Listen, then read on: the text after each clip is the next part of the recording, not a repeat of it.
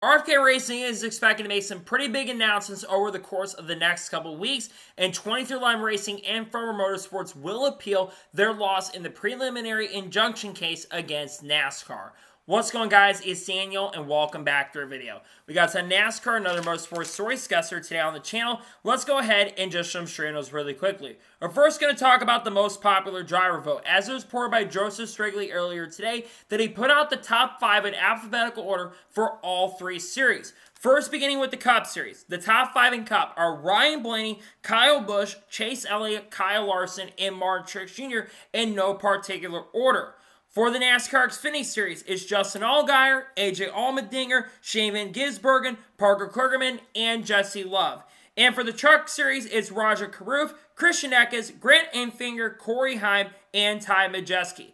Looking at the Cup Series, Chase Elliott is probably going to win the fan vote. The other 4 don't really shock me outside of Kyle Busch, but Kyle Busch's popularity has really grown, especially getting over to Chevrolet. I think it's going to come down between Chase Elliott and Kyle Larson on the Cup side. For Xfinity, I think it will either be Justin Allgaier or Shane Van Gisbergen. I love seeing Jesse Love in the top 5. That's really cool. Parker Kligerman, a big favor from a lot of people that like underdog stories. It'd be cool to see him win. But I do think Shane Van Gisbergen or AJ Allmendinger is going to win. And for the Truck Series, I think we got Caruth. I think he would be an interesting one. Eckes could end up winning. I think it's kind of wide open for the Truck Series. Maybe Ty Majeski wins, but I also think Roger Caruth has a chance and opportunity. For Xfinity, had Haley Deegan finish here. I do think she would have had a chance and opportunity to be here on the list, but she obviously didn't finish here. She's now over at IndyCar. I do think, though, that there's some very interesting names, and we'll see who ends up winning the most popular driver vote for 2024 really soon. And now we're going ahead and jump on to the next story of today's episode as we're talking about Jay Fabian. As it was reported by Bob Pockrass earlier today, that Jay Fabian has pled guilty to 3 misdemeanor cruelty to animal charges. And basically he had to serve jail for 90 days and can no longer have any animals, including dogs, anytime soon. I talked about this on the channel, but he apparently got arrested about a couple years ago for cruelty to animal charges. Originally, he got in a felony for it, but they've dropped it down to misdemeanor charges. I really don't know what to say other than that. It's really disappointing to see a NASCAR executive do something as wrong as this. Please take care of your animals, please. If you've got any animals in your family, make sure to take care of them so that you're not having situations like this coming up and you're going to court and you're basically potentially going to jail for stuff like this. Piho, I don't know what to say other than that. I just think it's really bad look for him, and I really hope he gets the help he needs in this situation. But in my opinion, just really bad look for him, and disappointing to see someone who was a former executive of the sport screwing up like this and just making mistakes that shouldn't be made. I really hope it changes, but honestly, I don't know if he'll get his life turned around and straightened up going forward. And now we're going ahead and jump on to the next story of today's episode as we're talking about Lee Diffey. Now, last night on social media, Diffey put out a thank you tweet as he kind of talked about all the backlash on social media that was kind of going toward the playoff system. But he also thanked everyone for doing a really good job in the booth in 2024 and really helped everyone thought he did a good job in the booth.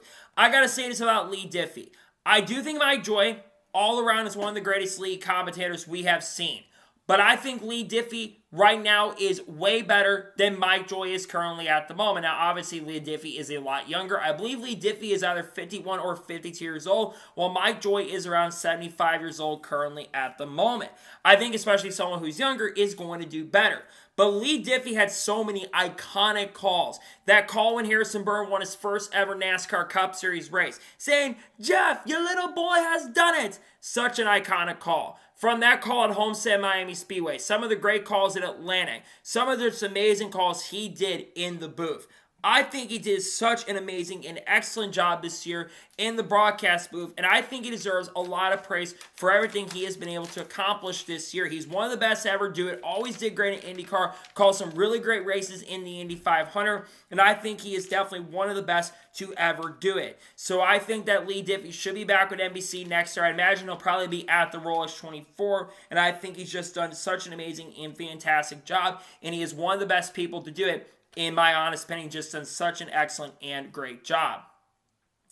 And now we're going ahead and jump on to the next story of today's episode as we're talking about the Phoenix Xfinity Series ratings. As it was reported by Brian Mapes, who does a lot of stuff for the Xfinity Series broadcasting, that the Phoenix Xfinity Series Championship race had 1.113 million viewers that tuned into the Xfinity Series Championship race. That is the first time the series has cracked 1 million viewers on the CW in the 7 or 8 races that were on the CW this year. This is a win for the NASCAR Xfinity Series. A lot of races this year have kind of been in that 700,000 to 900,000 range. The Xfinity Series does have a major core audience, but one of the biggest problems that the CW has generally had is the fact that people have had a very difficult time to tune into these races. Obviously, with it being a last-minute thing to go over to the CW for the remainder of this year, that's one of the reasons this situation ended up coming in and taking place. I do believe, though, that having over 1 million viewers for the Xfinity Series shows that a lot of people really love the Xfinity Series. And I gotta say, the Xfinity Series Championship race was without question the best of the championship races that ended up taking place. We had a really compelling battle, and he had one of the most deserving champions end up getting it done throughout the year. So I do think that it's such a huge win for the Xfinity Series, and I do think that a lot of the issues that we saw with the CW this year will be cleared up going into 2025. They do care about NASCAR, they do care about the product, and I do think, like I said, a lot of the major issues that we have seen I think are going to get cleared up. But having over 1 million people tune in, I do think is a pretty massive and major win for the Xfinity Series. Xfinity, of course, will be back to sponsor as the main brand for next year. And to me, I think it's really awesome to see this. I think it's a huge win and pretty great to see that the Phoenix Xfinity ratings have come in and they're looking really positive, which is awesome and really great to see, in my honest opinion. And now we're going ahead and jump on to the next story of today's episode as we're talking about Richard Childress Racing. Now, it was reported by a NASCAR Rumor Nostalgia account that he or the person behind the account has heard that RCR is expected to run a third car once again in 2025, though will run more races than it did in 2024. In 2024, I do believe the 33 car ran around 5 to 8 races. It had a couple decent runs, but not a lot of fantastic runs. And it sounds like they're going to run around 11 to 18 races. The number will be number 33, like it's always been.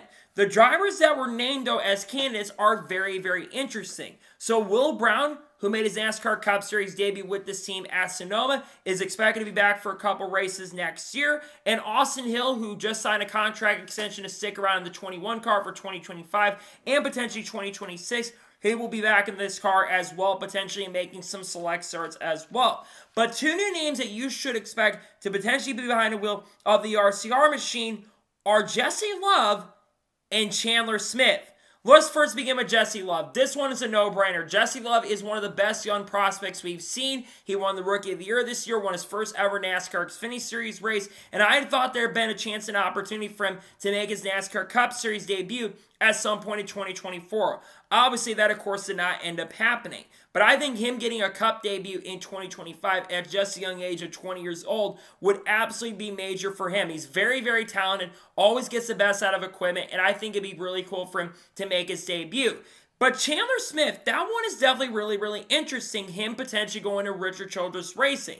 Now, obviously, Chandler Smith does not have anything set at the moment for 2025. So could this be an opportunity to go to a team like Jordan Anderson Racing, perhaps, in the Xfinity Series? That could be an option, considering Jordan Anderson Racing may not have Parker Reslap or Jeb Burton in 2025. But obviously, Chandler Smith is going to have, if he wants to have a chance and opportunity to be with RCR and Cup, he's probably going to need sponsorship and funding. And unfortunately for Chandler, he doesn't have as much funding and sponsorship as he used to have. So I do think that that is going to end up affecting his chance to be there. But I think it'd be really cool to see a driver like Chandler Smith get the chance and opportunity. I would also think maybe Brody Kosecki could be a candidate as well for this car, but with him being at Erebus, and I don't think RSR is working with the Erebus group anymore, you're probably going to see him working with people from the AAA engineering group going forward. To me, though, I think it's really interesting to look at as a whole, and I do think it's pretty interesting to see that it sounds like all these drivers are candidates for this ride, and Chandler Smith being one of the candidates, I think is kind of wild and crazy to see, considering that we didn't even know if he would have a ride at this point. We'll see what happens going forward and who ends up driving the seat in 2025 on a part-time basis. And now we're going ahead and jump on to the next story of today's episode as we're talking about Rockingham Speedway. As it was confirmed earlier today or yesterday when you're watching this, that Rockingham Speedway will in fact be hosting a Goodyear tire test later today on November the 13th.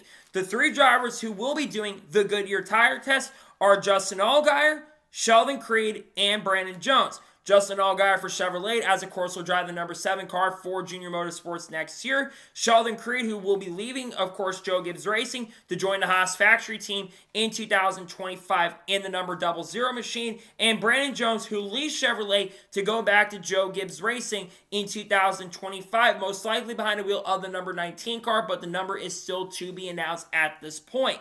I look for all three of these drivers to provide a lot of feedback. Now, one thing that does need to be noted is that this will not have the same level surface as it had back in 2004. In 2004, the surface was bumpy. The surface had not been repaved in a very, very long time, and you had a lot of abrasive tire wear. Now, it's no secret they had issues with the Hoosier tires a couple years ago before NASCAR came back into play. But remember, around April 20th, around 420, the NASCAR Xfinity Series will be heading back to Rockingham during Easter weekend. We are expecting to see, of course, some drivers like Martin Truex Jr. show up. They're having talk about Kyle Larson being at the event, maybe Kyle Busch as well, but Kyle Larson will not be showing up because it's on Easter. But there's probably going to be some Cup Series drivers, even guys like Eric Almirola and probably Chandler Smith as well, that are showing up at Rockingham Speedway in 2025. But I think going back to Rockingham is absolutely amazing and fun to see. I like Rockingham Speedway, and I think because it's been so long since the track is hosted today,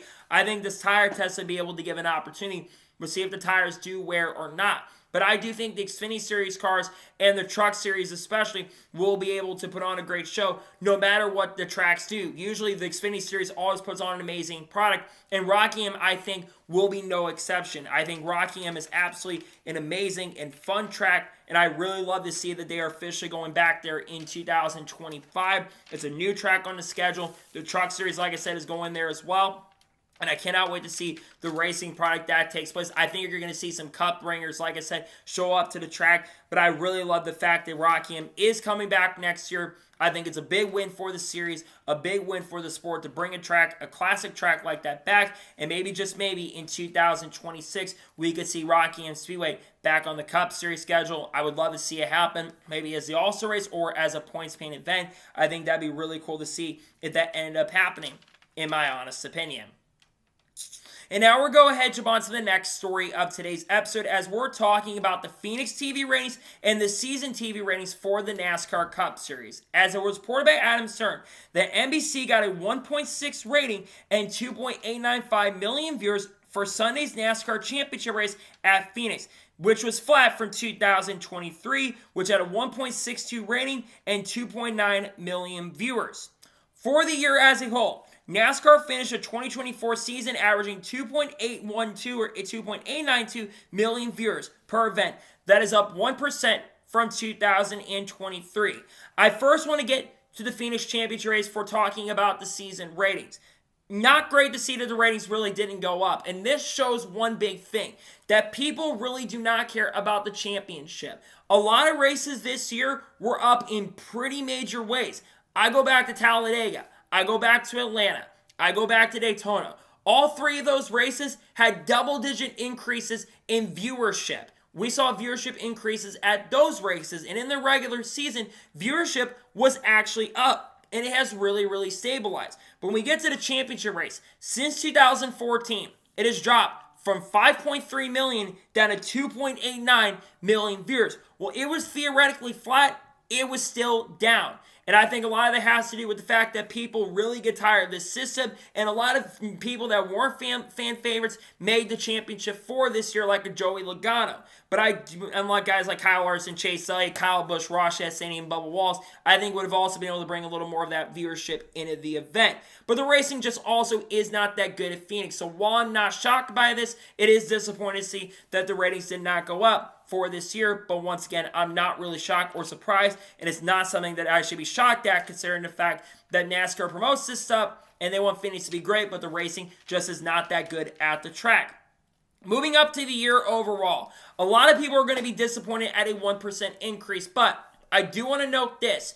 There were 3 races this year that had rain issues and rainouts. Remember, the Busch Clash, which was a big ratings win for NASCAR in 2022 and 2023, it got moved to Saturday. And the ratings weren't good for that event as it had to get moved to FS1 because of biblical floods that were hitting Los Angeles. The Daytona 500, remember, that got rained out to Monday. And they had like 1 or 2 million less viewers there. Had it been live televised, I think the ratings actually could have been up. And then, of course, you had the Chicago Street Course, which is the 3rd biggest event of the year. That had rain once again, despite the fact that literally 2 or 3 hours prior, there wasn't rain on the forecast. All of a sudden, it showed up, and we got time limits on it, and people missed the event as a whole, and the ratings were down. Not massively, but they were down.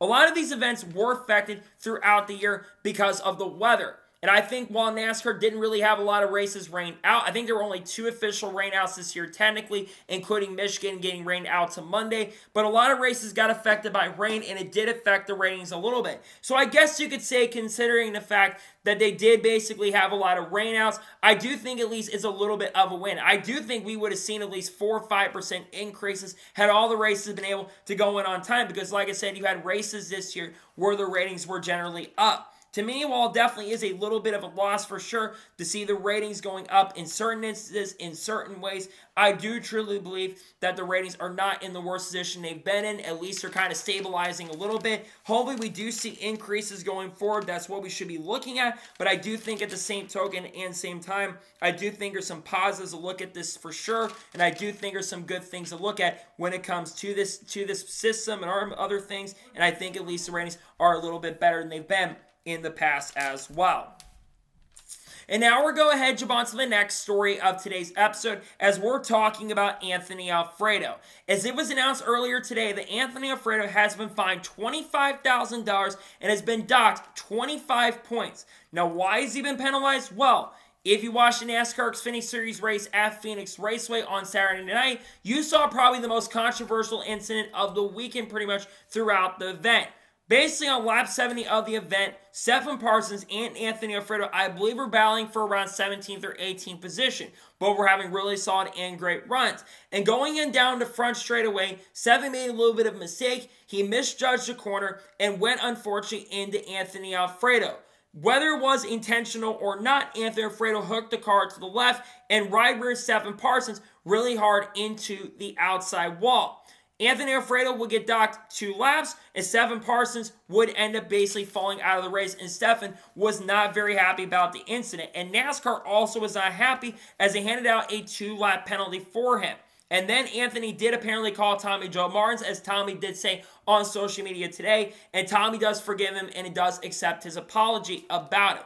Whether it was intentional or not by Anthony Alfredo, it was very unacceptable. Considering the fact that just 2 weeks ago, we had Connor Jones intentionally wrecking another driver named Matt Mills and sending him to the hospital, I think what Anthony did was unacceptable. The difference is between Anthony Alfredo and Connor Jones, though, is Connor Jones really doesn't get the benefit of the doubt because Connor Jones has a really, really bad and really terrible reputation in the garage. And if you ask most people, they're not a big fan of him. You compare that to Anthony. Anthony is a driver that a lot of people like in the garage, and they are fans of Anthony Alfredo. And they know that Anthony's someone that generally does not make mistakes on the racetrack, which is why I think that Anthony is getting the benefit of the doubt in this situation, even though it still was a bad move and a really big mistake on Anthony's side. I do believe that he didn't really fully want to do it intentionally. I think he wanted to get into him, but I think he just misjudged the corner. But NASCAR obviously is getting tired of the right rear hooking, whether it's intentional or not, and they're trying to put some standards in. They said this past week that boys have at it is no longer going to last. You're probably not going to see things like Kyle Larson and Bubba Wallace getting into each other like it was in Vegas 2 years ago. You're probably not going to see what happened with Denny Hamlin or Chase Elliott at the Coke 600. You're going to start seeing less of that, hopefully, and the drivers start racing with a lot of respect, and the younger drivers can listen to this as well. We've been seeing more drivers in the lower series, especially getting penalties for intentional contact, and NASCAR seems like is really starting to step up in that area, which I think is really, really good to see, right? I think we want to see NASCAR really step up to the plate and really work on getting the officiating down there, because if they can do that, I think that'd be really, really good. So I really hope they do continue with this going forward and continue growing and helping the sport, because we can't have situations like we've seen in the past where drivers do stupid shit on the track. I really hope it gets cleaned up, and I do think them penalizing a driver for what they did on the track is really the only way to fix and solve some of these problems, because I do think that some of the issues do come from some of the drivers watching and kind of being like Joey Logano, which is not the way to go to really fix things going forward. And now we're going ahead and jump on to the next story of today's episode, as we're talking about the playoff format once again. Now, all this week on social media, there has been so much talk and so much conversation about the current playoff format that NASCAR has at this moment. And there's been so much backlash on social media about the playoff format that there has now been beginning to be a lot of executives in the sport like Elan Sawyer and Steve O'Donnell and Steve Phelps who are starting to talk about potentially making some changes. And it was reported by Adam Stern early this evening that NASCAR will review its playoff format this offseason, and changes are possible as soon as next year, though a larger overhaul might be needed to wait until 2026. When you look at this is really, really good to see until you read the article and you get into the nittier, grittier tires. One of the big things that Adam Stern also reported is that the regular season champion could end up having a bye round and advancing really far into the playoffs so that they're not affected throughout the year. Now look, I at least appreciate that NASCAR is looking to make changes to the playoff system, because NASCAR really does need to make changes to the system. This is all from the backlash of Joey Logano winning the championship. And I want to reiterate something that I said in the most recent episode you saw earlier today. Joey Logano should not be hated for this system. Joey Logano is not at fault for what the system is, and I really hope people do understand that. Joey Logano did not create this system, and Joey Logano is not at fault. Now, Joey defending it, I don't really agree with, because most drivers do not like the system. Joey really loved the system, but you can't really blame him. But Joey Logano had a terrible year and got a championship. Joey Logano had 4 wins, which is second most of any driver, right? Has 7 top 5s and 13 top 10s. The worst in statistical category since 1950, and a 17.11 average, which is the worst for a champion in NASCAR Cup Series history. There has to be change to the system. They are discussing about maybe changing the winning you're in certain instances and maybe going to a 3-race round instead of basically a 1-race championship. For me, if they're going to change the system and go overhaul it completely, go back to the chase era if you're going to have a playoff format, but keep the stage points we currently have. I think going back to that system would really not be a bad decision. I think fans would actually like it a lot more. We could have organic stuff like with Tony Stewart and Carl Edwards in 2011. And if you get a win, you don't lock your way into the next round as well. I do think that there needs to be at least consistency mattering a lot more, because fans looked at Joey Logano winning and they felt cheated. They felt like that they got cheated out of the season. Why did I watch this year seeing guys like Kyle Larson, Chase Elliott, Christopher Bell, Denny Hamlin, William Byron, Ryan Blaney, Tyler Reddick? Why did I watch all those guys go out and win races and compete for a championship when I can just watch the final race and see who wins the title? It's like basically you're kind of doing this and you're basically don't really need to watch, because you really don't get an indication in the final race who's the best all year. And when you have a majority of fans on these polls especially who are genuinely saying that the system is flawed and the system is broken, you have got yourself a really big problem here. So I am glad to see that NASCAR is looking to make changes. However, doing the thing about advancing the regular season champion, no, absolutely not. This does not solve anything with the system. This is only going to make it more confusing for the fans. I think the regular season champion just needs more points. I think giving more points out for winning races and being a regular season champion is the way to go. You basically do 10 race chase at this point with the stage points that we have, and you don't have a 1-race championship. If you get rid of the 1-race championship to decide it all thing, you're gonna have a lot less fans who are going to be angry and really, really upset. So I really hope NASCAR is looking at that going forward, and they do make changes, because right now what's happening is not sustainable and it needs to change quickly. And I really hope, especially with all the discussion that has been going on, NASCAR continue making the necessary changes that they really, really need to make. We'll see what happens and we'll see what they end up doing, but I do believe that there have to be some big changes going forward in the not so distant future. And now we're going ahead and jump on to the first of three major stories in today's episode, as we're talking about 2311 and Front Row Motorsports.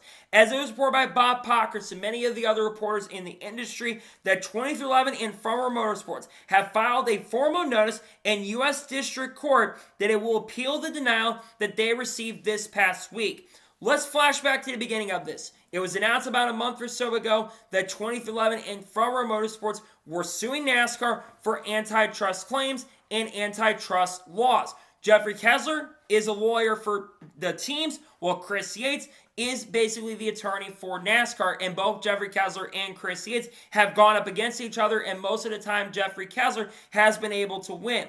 Both these teams were basically asking for basically a injunction, a preliminary injunction, so that they compete in the charter system while not having a charter while the lawsuit is going on. They had their court case last Monday, right before the championship took place, and on Friday, right as the State of Sport address was going on, ironic or not, it was confirmed that basically that injunction was denied, as the judge did not approve of it, as he felt like the burden was not satisfactory. Continuing on, this past weekend, after the judge said that nothing had been harmed, Denny Hamlin basically told the media on Saturday, also kind of spoke about Christopher Bell and his thoughts on the championship, but Denny Hamlin said that the future of 2311 run the Daytona 500 in the Clash is a little uncertain at this moment. Now, why was 2311 and Front Row requesting a preliminary injunction? Well, they need that preliminary injunction if they're going to compete on a full-time basis with the charters. They're basically wanting the antitrust part of this lawsuit, or basically antitrust part of the charter agreement, to officially go away. If you look at the charter agreement and look at basically what's in that charter agreement, Denny Hamlin says that they want that antitrust part being removed from the lawsuit so they can compete. And they also said this past week that both 2311 drivers, Bubba Wallace and Tyler Reddick's careers, could end up being affected, and Front Row could be in future, though Bubba Wallace, Todd Gillen, and Noah Gragson all said they do not expect their futures to be impacted for next year. Though drivers like Riley Herbst and, of course, Zane Smith, who are heavily rumored to be going to 2311 and Front Row Motorsports for next year, their futures are a little bit more murkier because of the fact they don't fully have anything signed yet for 2025, as they're still kind of looking for rides, though they're expected to go to these programs for the 2025 campaign. For this situation here, there's a lot of people that do think they could win this appeal, and there certainly is a chance and possibility, but when you go to appeal, going to a district court, if they do win the appeal, this case will continue on, and quintessentially, they will get their preliminary injunction. Now, basically, they'd said it's a win that they're able to go to the discovery process, which it seems like that the judge is okay with them going over to that said discovery process so that they can compete, because they want discovery from NASCAR to kind of figure out everything there, and apparently they did not have enough evidence from the discovery side of things so they can win their preliminary injunction. To me, when I look at this situation, I do think it's going to be very interesting to see what happens for both 2311 Racing and Front Row Motorsports going into next year. Obviously, they're both looking to expand in 2025, but the problem is they did not sign the charter agreement. And I do believe that if they don't somehow, some way, shape, or form get the preliminary injunction, they may just be forced to sign the charter and the lawsuit can go away, because then at some point the lawsuit could end up being dismissed. NASCAR has said that they're not going to let them sign a charter agreement if they lose the lawsuit. So their futures could definitely be in question. Front Row doesn't have as much money as a team like 2311 Racing. At this point, if you're 2311, you better hope you win this basically appeal. If you win the appeal, same of course with Front Row, if they can win it, they could be in really, really good shape. The problem is that 2311 and Front Row do get affected, right? You've got affected stuff that happens, and you have people that are affected that have livelihoods and jobs at 2311. I do think that things could get resolved in the future for both parties and for both sides, but I also do think that there's going to be a lot of negative stuff that is going to come out. I do think this appeal will be heard within the next couple of weeks, and that's probably going to be the next step going forward. Otherwise, if it gets to this point, there could be a settlement that comes into play, and I do think a lot of people could end up being affected as well, and their jobs affected especially. So I really hope things can be affected. Maybe see Kurt Busch, Carlos, you name it, get an opportunity with the team. But I do think that you could see things happen. So we'll see what happens going forward, and we'll see what happens with 2311 and Front Row as they wait to figure out if they will win their appeal for the preliminary injunction. And now we're go ahead, jump on to the first of two major stories in today's episode as we're talking about Ware Racing. There's been this wild rumor about Ware Racing that has been going on in social media over the course of the last 12 to 24 hours, as there was a report by NASCAR Rumor Nostalgia that Ware Racing could consider selling its team if the right buyer and right price come knocking on the door. And according to what NASCAR Rumor Nostalgia has reported, that there are some considerations for a buyer that we really don't know at this point, but it could be a really shocking buyer.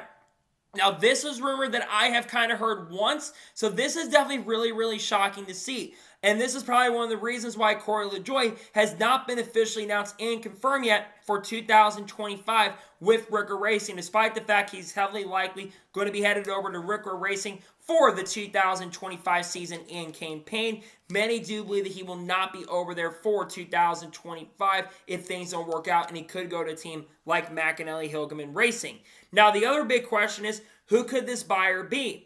Well, there's been some theories that maybe NASCAR is going to get involved. There's been rumors that they're looking to maybe start up a program, see how much money that they have. I saw that from NASCAR Nostalgia as well. And NASCAR Nostalgia, do want to preface and say, a lot of times that the individual who runs that account reports on something, a lot of times the individual does get a lot of that information correct. They kind of corroborate with a lot of people. So there is a lot of information that account does talk to, and a lot of that comes right. They kind of report on the Charles Deneke stuff with Bubba Wallace, with him going there, and basically then a few hours later it was confirmed that Charles Deneke was going to be the crew chief for Bubba Wallace. So I do trust this guy a little bit. Some other people suggested Andretti Global, and I do think Andretti could potentially be a possibility. They are very interested in coming into NASCAR, and they would probably love to have a charter, but obviously there's been rumors, too, that Andretti Global could be getting involved with Spire Motorsports because of the Gamebridge money that they do bring in from Gamebridge and Dan Towers' company, and Dan Towers being a co-owner of the Andretti Global brand. I'd have to think that certainly is a possibility, though I do think that it would end up being Spire. I have seen accounts saying maybe Trackhouse perhaps. Maybe Justin Marks is going to buy a Ware Racing outright, but I really don't know if that's going to be the case unless they find a way to put Zane Smith with that organization and team. I've seen some people even suggest maybe Junior Motorsports. Dale Jr. has been interested in investing in a team and organization, and there's been some theories that Dale Jr. could still find his way to the Cup Series in 2025, but I don't think he's going to buy a charter at this point. He would have to buy a charter unless he gets an investor, and right now I just don't know if that is going to certainly be a possibility at this time for Dale Jr. to truly end up doing that. Another thing that I've heard is Chip Ganassi Racing. Chip Ganassi, of course, has been rumors about Honda potentially coming back to NASCAR. They've got a really big partnership with Honda, and Chip Ganassi Racing had a lot of success in the NASCAR Cup Series.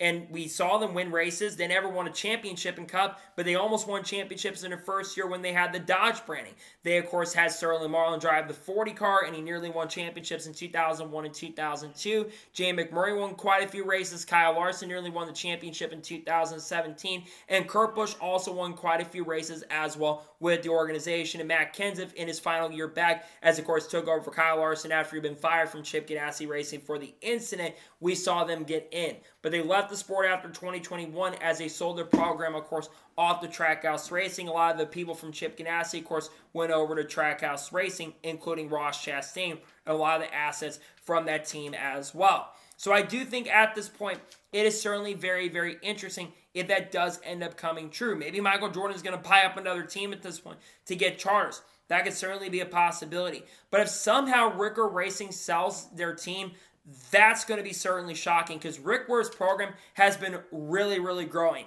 They've been getting a lot better. Their performance has been certainly getting a lot stronger, and they continue to grow as a brand. They, of course, ran really good with Justin Haley, and they've shown so much improvement over time in these last couple of years. I really don't want to see Ware Racing shut down, especially with the growth they've had. But if someone can find the funding for them, that could certainly be a possibility. When you start hearing rumors like this and you start hearing conversations, that tells you there's definitely some industry chatter that is going on at the moment. To me, we'll just have to kind of wait and see what happens in regards to this and see if things do come true for this Ware Racing rumor that has truly been going around at this point. To me, I'm just going to say it's 50-50 at this point. It could happen, and it also could not happen. So we'll see what happens going forward, and we'll see if a team like Ware Racing does shut down, and maybe someone else ends up buying him and see someone ends up buying the Ricker Racing Group going into 2025.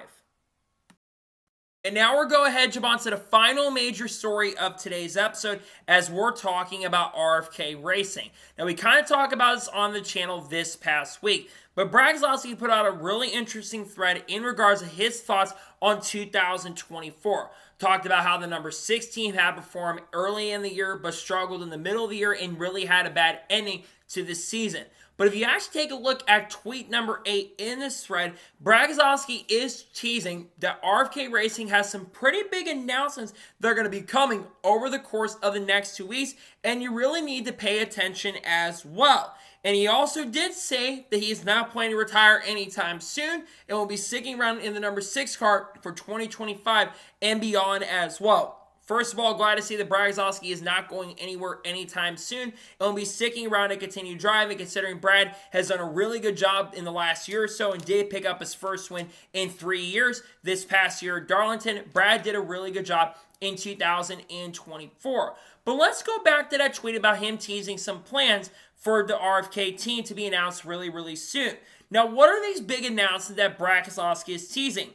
The first big one is probably his crew chief for 2025. We already know that Matt McCall will not be the crew chief for Brad Keselowski in 2025. Matt McCall is rumored right now to potentially be headed over to Spire Motorsports for 2025. So many have been theorizing, including Bob Pockers, that Jeremy Bullins is probably going to be the crew chief for Brad Keselowski next year. Jeremy Bullins has been heavily linked to this program for the last 2 weeks. Jeremy Bullins is no longer part of the Team Penske group. And remember, Jeremy Bullins used to be Brad Keselowski's crew chief from 2020 through 2021. And Brad, of course, went on to win 4 races in 2020 with Jeremy Bullins being the crew chief. And he also won a race with Brad at Talladega in 2021. For the last couple years, Jeremy has worked with Austin Cindric and Harrison Burton. And while Austin Cindric and Harrison Burton, I think, are talented race car drivers, they're not on the same level as Brad Keselowski. So they're not really able to get the best out of using Jeremy Bullins. I think especially with the previous working relationship that they've had, working together, Brad and Jeremy, I do think that they're going to gel very, very well in 2025. But what's the other big announcement that's coming? Well, we've been talking about it a lot on this channel. But RFK Racing is expected to announce that they are going to be expanding to a 3-car operation in 2025. It is expected that the number will be the number 60. They're also expected to pick up the Kroger sponsorship from JTG Daugherty Racing, as it was confirmed this past week on Saturday. The Kroger will not be back with JTG Daugherty Racing officially in 2025, as JTG Daugherty Racing will be announcing what some of those sponsors are coming up very soon. Zero Cows is one of those that might be it. Everyone has believed that Kroger is going over to RFK next year. Now, who will the driver be? Some have thought maybe Chandler Smith. Some have thought maybe Zane Smith. Even Haley Deegan had been mentioned at one point. Sheldon Creed had been mentioned. But the driver who will be behind the wheel is Ryan Preece. Ryan Preece was spotted in a photo talking to Brad Keselowski this past weekend at Phoenix, and many have theorized that he is going to be the driver for this number 60 car. Many in the Team RFK paddock do believe that Ryan Preece is a talented race car driver, and they don't believe that Ryan Preece has gotten a fair shake. And I entirely agree. I think he was the outcast over at Stewart Haas Racing. Remember, earlier this year, they had a study group over at SHR. And it was Noah Gragson, Chase Briscoe, and of course, Josh Berry. Guess who wasn't part of that study group for Stewart Haas Racing? Ryan Preece. And Ryan Preece did tank a little bit. But it needs to be noted that despite the fact that basically Ryan Preece wasn't part of it, he got better than Josh Berry at the end of the day for the end of this year. And he also almost did better than Noah Gragson in the standings. And he had some really good runs, especially near the end of this year. I think Ryan Preece really hasn't gotten a fair shake in Cup. When he's competed in the lower series, Ryan Preece has done an excellent job. He won a couple Xfinity Series races with Joe Gibbs Racing, once in 2017 at Iowa Speedway in a photo finish against Kyle Benjamin, and also in 2018 in the number 18 car at Bristol Motor Speedway. Then he went to Cup with JTG Daugherty Racing, a team that was really, really floundering in 2019, and they were struggling immensely in 2019 and 2020. to the point where they basically only had one charter car in 2021, while the second car that he drove, he was in an unchartered car that was shut down at the end of 2021, and that charter course went over to Spire Motorsports. Then in 2022, went down to Tricon before they became Tricon with DGR, was very solid, won Nashville, beat some really good talents, of course, like I believe Christian Eckes got beat, and I believe Todd Gillen also got beat at the time. He won a couple races with the organization and was very, very solid in the number 17 truck, beating, of course, his teammates Haley Deegan and Taylor Gray and Tanner Gray at the time. And then, of course, he moved back up to Cup with SHR, and that was the first year that Stewart Haas Racing failed to pick up a victory as an organization, and they really struggled. But I remember Preece contending for wins a couple times at SHR last year. I go back to Richmond in the summer, and I go back to Martinsville in the spring. Ryan Preece has shown potential when he's had the right opportunity. And RFK Racing is a really solid team to go to that will really be able to help out. Now, do I expect Ryan Preece to outperform Chris Buescher and Brad Keselowski? Probably not. But I think when Chris Buescher went over to RFK, a lot of thought it was a very big unknown at the time. Because, while Chris Buescher had some good runs at JTG, he also struggled a little bit at JTG. But then he went over to RFK and outperformed Ricky Stenhouse Jr. So I do think that Ryan Preece should be given a fair shake. And I do believe that he will be over there in 2025. And I think he will do a really solid and great job with the organization and team. I think Ryan Preece is a talented race car driver and has shown potential. So the question is, when is this announcement going to officially happen? Again, I would have to think it's probably going to be next week at some point. Most of the big silly season stories I do expect either before Thanksgiving or they're going to come before Christmas. That is most likely is when a lot of these big announcements, and we're kind of close to Christmas at this point, so a lot of the big announcements for 2025 should be coming very, very soon. But do expect that Ryan Preece will be part of this program next year, and I do think he deserves a chance and opportunity to show what he's capable of, so I do think Ryan Preece is a solid driver, and I think he hasn't been able to get that fair shake, in my honest opinion. So, that is going to be today's second NASCAR news and motorsports news episode. I want to thank you guys for watching. Please subscribe to the channel, notifications on, so if I win a video, it does go live on my channel. Follow me on Twitter, Facebook, and Instagram, and support me on Patreon as well. Let's get below that and comment your thoughts below on today's episode. Were thoughts about Ryan Preece likely going to RFK? Let me know your thoughts in the comments below. What playoff format do you want? And what's some other rumors that could be coming soon? Let me know it in the comments below. There will be more content dropping today on the channel. Tomorrow on the channel, we are going to basically have the ranking of every single Cup Series race, points paying race for 2024. We are also going to probably on Friday have some other content like a small silly season update. And we also talk about potential free agents going into 2026 as well. Got a lot of great content dropping on the channel that I cannot wait for you guys to check out over the course of the next couple days. So anyways, like I said, I want to thank you guys for watching today's episode, and I'll see you guys next time for more great, awesome NASCAR content and other motorsports content on the channel like this. Take care, everybody.